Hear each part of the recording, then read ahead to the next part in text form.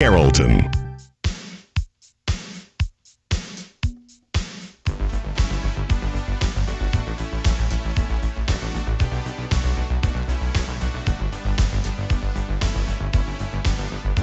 Friday morning, everybody. Welcome to the WLBB Community Voice program. Our show brought to you by Tanner Health System, News Talk 1330, FM 106.3. And this morning, fortunate enough to be broadcasting live on the News Talk 1330 WLBB Facebook page. Joel Brock handling the camera duties for this morning. Steve Graddick playing with the buttons inside the radio studio. Our guest this morning is one of four candidates running for the District 5 seat on the Carroll County Board of Commissioners. That seat was vacated by Lee Powers when he decided to run for Carroll County Chairman. Going to have about a year and 3-4 months left in that position before it'll need to be elected once again. Jay Williford is our guest this morning. Good morning, sir. Good morning, Colin. And do appreciate you coming out. Good to see you again. Good to see you. And Jay was kind enough to bring us breakfast this morning as well, so you have to give him an extra point for that already. Tell us about Jay Williford. He's out of Whitesburg, former city councilman, former fire marshal for Carroll County, now working for Douglas County. Give us the scoop on Jay Williford.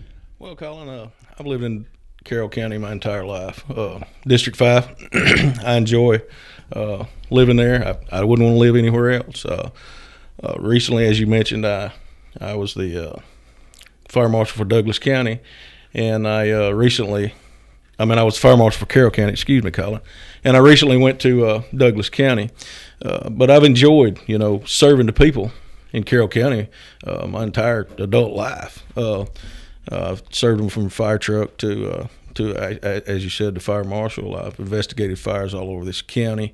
I'm very familiar with the operations of the fire department and how it works, as well as other county governments. I would like to continue to serve the citizens of Carroll County. I'm 46 years old. I'm married. I live in Whitesburg. I have a 10-year-old daughter, JC, and I have a 23-year-old son, Dustin. We all live there. My family lives there, and I just want to serve. JC graduating middle school today? Yeah, she's graduating Whitesburg. When I leave here, I'm having to go down to Whitesburg, and actually it's elementary school, but I have to go down there and have a little, ceremony there. She's going to Central next year. Be a big step for her. Absolutely. 3 terms as Whitesburg City Council person. They weren't consecutive, right? I served 2 consecutive terms, and then there was a 4-year break there, and then I served my third term. I guess when we talk about your experience as a council person, what can you tell us maybe that you can rest your head on? What experience? What are some key issues that Whitesburg faced during the time as council person? Well, at the time when I first started at city council there, one of the very first things they were doing, they were building a library there in Whitesburg. So I actually voted to fund, or I was one of the council members that voted to fund to assist fund the Whitesburg library. We done while I was there, we refurbished water tanks. We done a sidewalk project. We done several things. We bought new equipment, new tractors for the water department. We done several things. Smaller scale. Naturally, a smaller scale government there than the county is. But I done several things and worked with the council very well to get some issues done. And I'd like to do the same thing in Carroll County. Well, you talk about wanting to continue public service. Was there a particular issue? Is there something that you've seen, some particular thing you're concerned about as far as Carroll County that you want to be a part of, shaping the way it happens? Well, we can start. There's a few issues, on a smaller scale, but it's a big deal in Whitesburg. The library. The library is a big issue there. The way they disperse the county monies. They changed the format, the way they do that, disperse money. They changed the formula, and the group down there doesn't specifically feel as it's a fair formula, and that it doesn't represent the populations outside the cities. They don't. Library. Yeah, they don't feel like the monies are dispersed appropriately due to the they only use the city population. And I don't know that I disagree.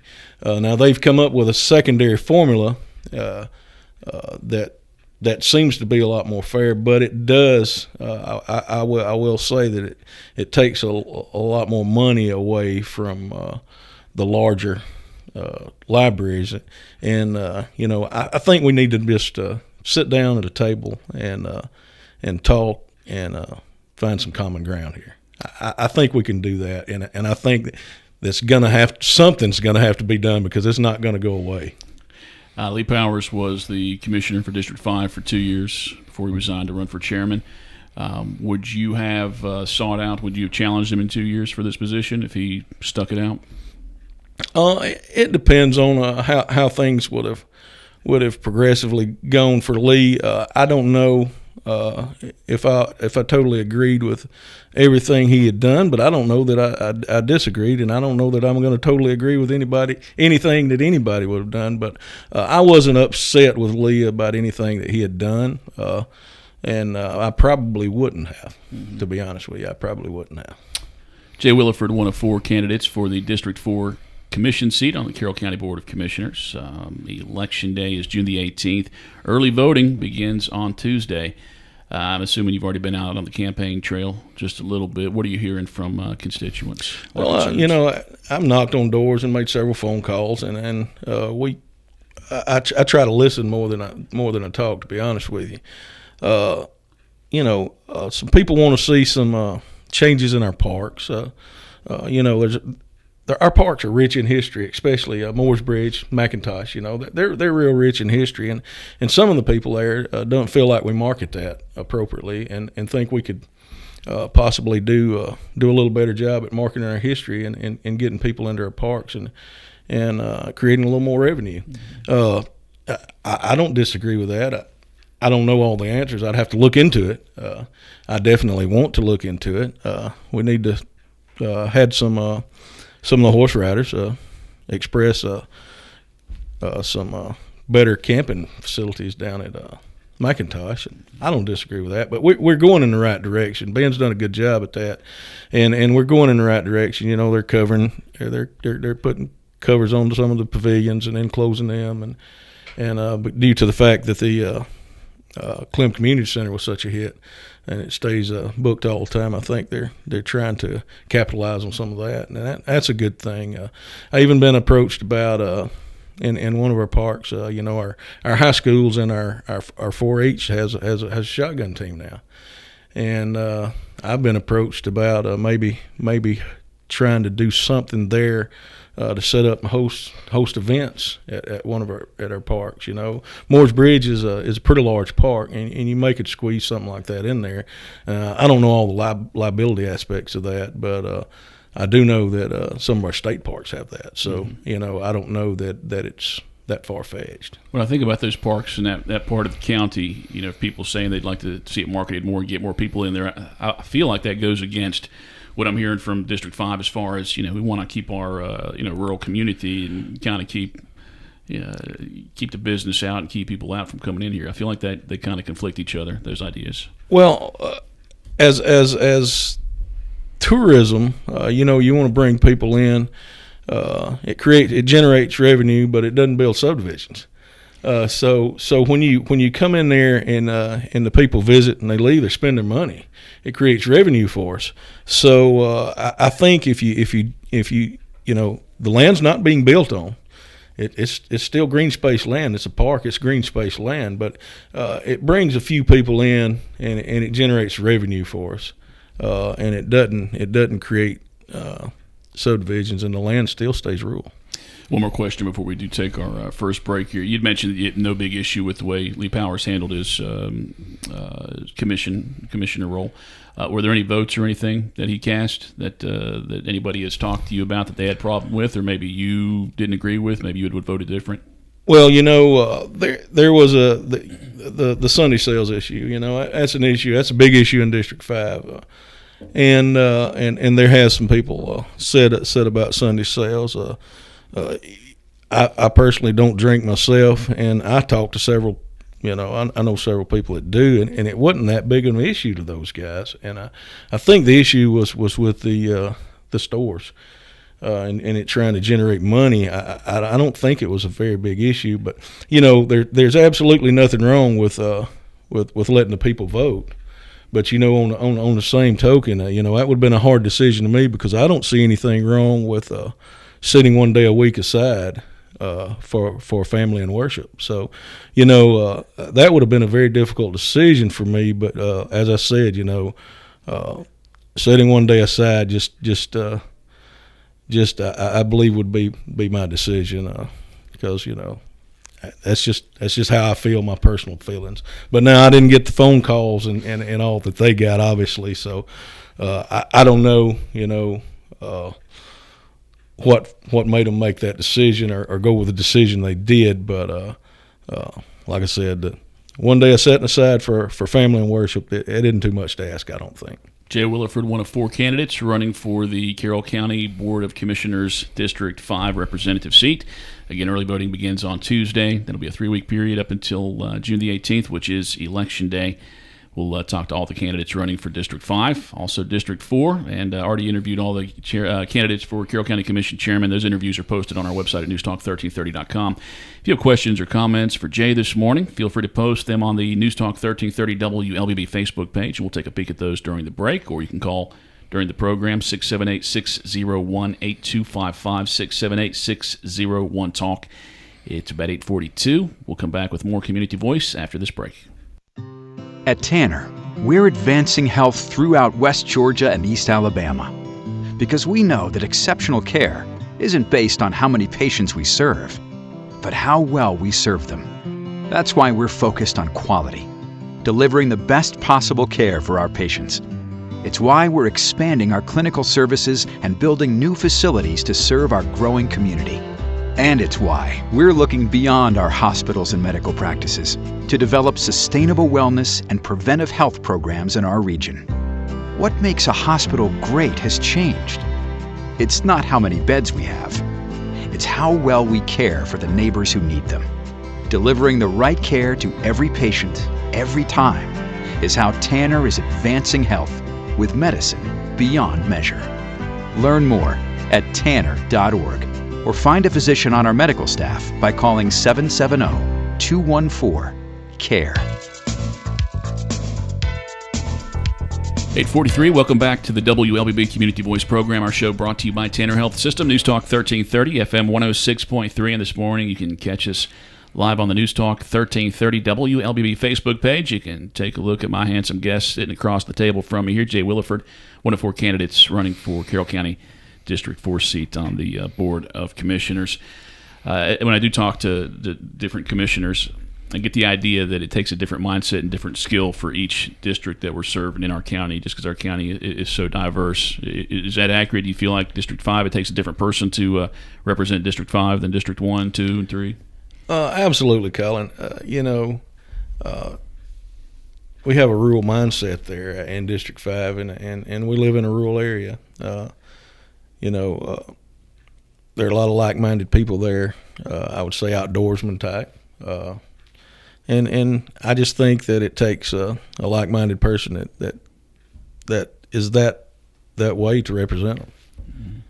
Have you had a chance to look at the proposed budget? As if there isn't a runoff, we'll know who the District 5 commissioner is in June, and they'll have at least a month to kind of look at that and discuss the budget before it has to be approved. If there is a runoff, that we're looking at 2 weeks, that somebody else sit down in a quorum and discuss the budget openly.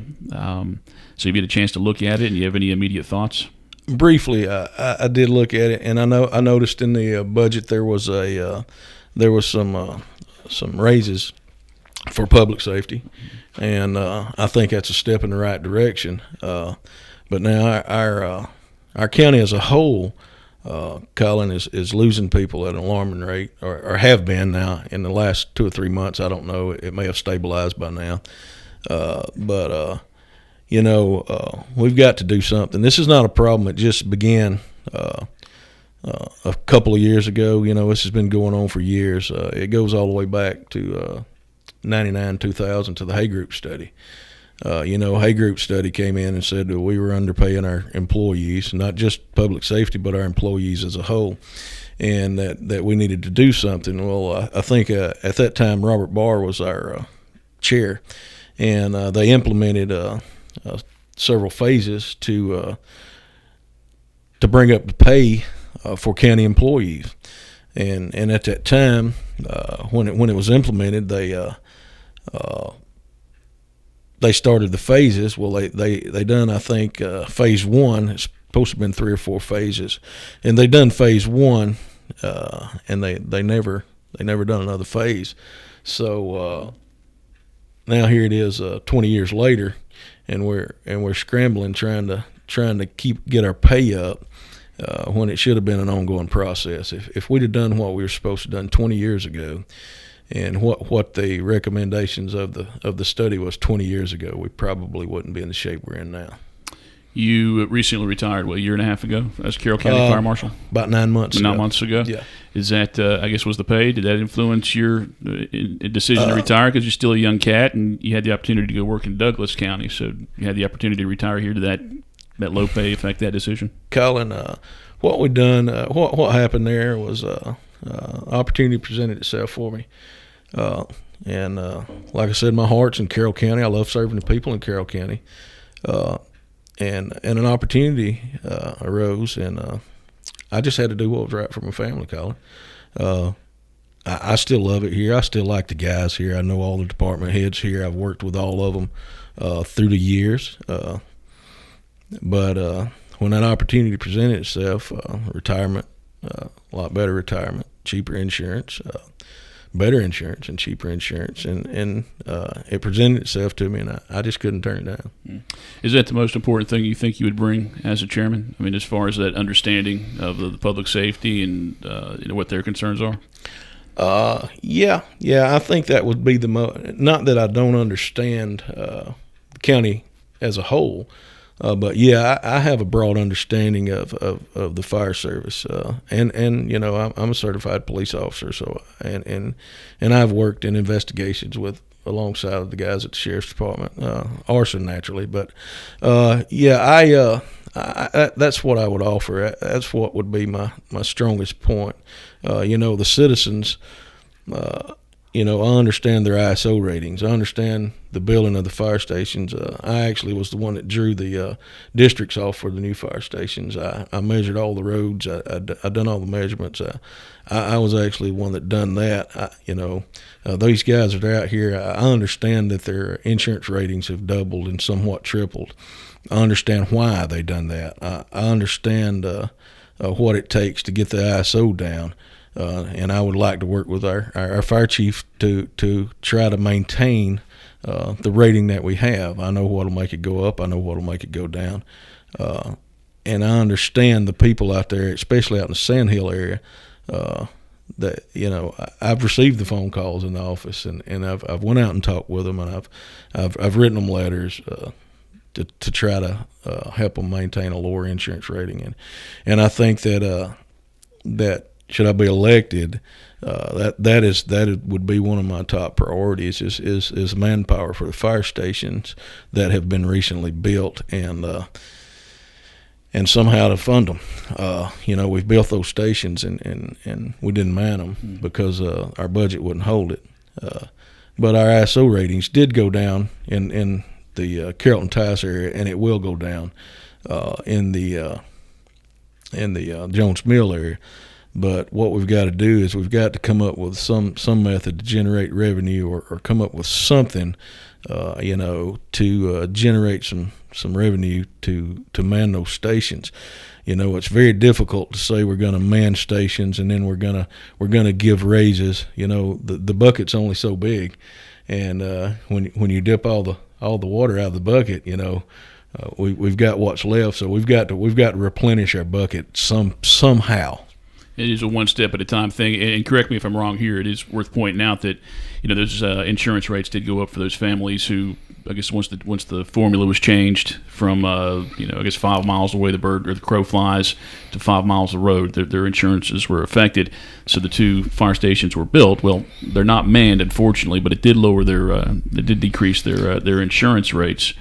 Well, I guess there's one person that's kind of in and out of there manning it, but while they may not be occupied and they may give a fake sense of security that there's somebody always there, it did lower those rates. And if you look at it one step at a time, the next process is to get some bodies in there. Right, and we haven't completed the station on Sand Hill, right? On at Jones Mill, okay. So their ratings still haven't went down. The station has to be certified and all that before the ratings will go down. So and these people have been put on hold, a couple of times, and it was not intentionally done by anyone. It was just the inmate crews, weather and things of that nature played into not completing the station on time or in a timely manner. But I think they're working on it really hard right now. It's just interesting to me to see that as long as that's there, that's what brought the rates down. Whether there's somebody in there full time or not, the fact that station was there brought their rates back down. The formula is simple. It's within 5 road miles and says that you have to have a fire hydrant or a water supply within 1,000 foot of your house to receive an ISO rating of 3. And what has happened is we've built the stations and people are under the misconception if we build those stations and don't man them that our ISO rating will go up. Well, not necessarily, because we haven't taken anything away. We've added 2, so that won't necessarily happen. But it could. I don't know if it would lower that entire point, but when we man those stations, it will make not our overall score, but some of our points go down. Jay Williford, one of 4 candidates running for the District 5 seat on the Carroll County Board of Commissioners. We've got about 8 minutes left after we come back from this break. If you've got some questions or comments, please post them on the News Talk 1330 WLBB Facebook page. We'll be back with more with Jay Williford after this.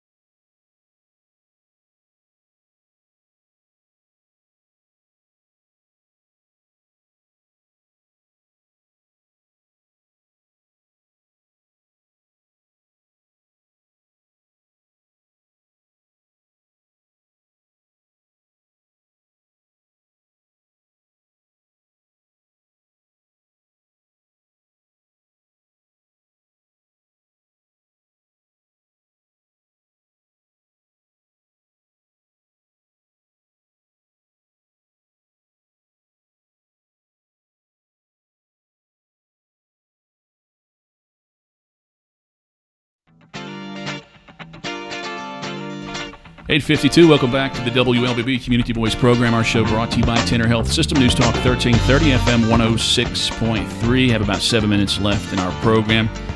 Interviewing Jay Williford this morning. He's one of 4 candidates running for the District 5 seat on the Carroll County Board of Commissioners. Now, last November, the Carroll County voters voted against the transportation special purpose local option sales tax. There's a mild campaign. I'm talking to constituents after that. They understood their concerns and their questions about that. Maybe they felt it wasn't explained clearly. Would you support a T-SPLOST? Would you support bringing it back to voters to let them vote for it? And are you in favor of that as a revenue generator? Well, Colin, I think when this T-SPLOST came about, there were several options that were talked about, and they were trying to free up money for the general funds. And they had actually talked about. I know they tossed around the ideas of a fire tax.